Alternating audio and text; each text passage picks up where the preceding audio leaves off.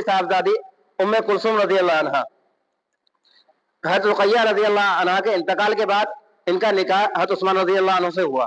हमने बताया ना, दो बहनों का निकाह एक साथ एक आदमी के साथ नहीं हो सकता। तो इसी तरह जब हज़रत रुक़ैया रजी अल्लाह अन्हा का इंतकाल हो गया तो उसके बाद अल्लाह के रसूल ने उम्मे कुलसुम का निकाह हज़रत उस्मान रजी अल्लाह अन्हु से किया। इनसे कोई औलाद हज़रत उस्मान रजी अल्लाह अन्हु से नहीं हुई, तो इसलिए हज़रत उम्मे कुलसुम की कोई औलाद नहीं हुई। जब उम्मे कुलसुम का इंतकाल हो गया उस वक्त अल्लाह के रसूल सल्लल्लाहु अलैहि वसल्लम ने इरशाद फरमाया, अगर मेरी 100 लड़कियां होती और एक के बाद एक इंतकाल करती चली जाती तो मैं हर एक का निकाह उस्मान रजी अल्लाह अन्हु से करता रहता। ये जो है मर्तबा उस्मान रजी अल्लाह अन्हु का है। ये दो बेटियां अल्लाह के रसूल ने जो है हज़रत उस्मान रजी अल्लाह अन्हु को दी थी निकाह के अंदर।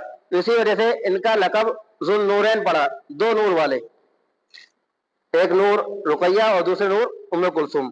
तो दो नूर वाले जो है उस्मान रजी अल्लाह अन्हु हुए, तो इस वजह से इनका जो है लक़ब ज़ुल नूरैन पड़ा।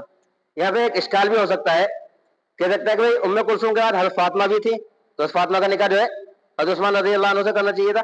भाई 100 बेटियां होती, चौथी का ही निकाह तो 100 की क्या करेंगे? तो उसका जवाब यह है, इधर उम्मे कुलसुम रजी अल्लाह अन्हा का जब इंतकाल हुआ उस वक्त हज़रत फातिमा रजी अल्लाह अन्हा की शादी हज़रत अली से हो चुकी थी, तो और किसी के निकाह में है तो इसलिए अब हज़रत उस्मान के निकाह में नहीं जा सकती। तो उसका मतलब ये अगर कुंवारी लड़कियां होती तो बाद एक के बाद जो है दूसरे की निकाह जो है 100 लड़कियों का निकाह भी हज़रत उस्मान से करता। तो 3 बेटियों का जो है ये नसब यहीं खत्म हो गया और इनसे कोई जो है आगे नसब अल्लाह के रसूल का नहीं चला।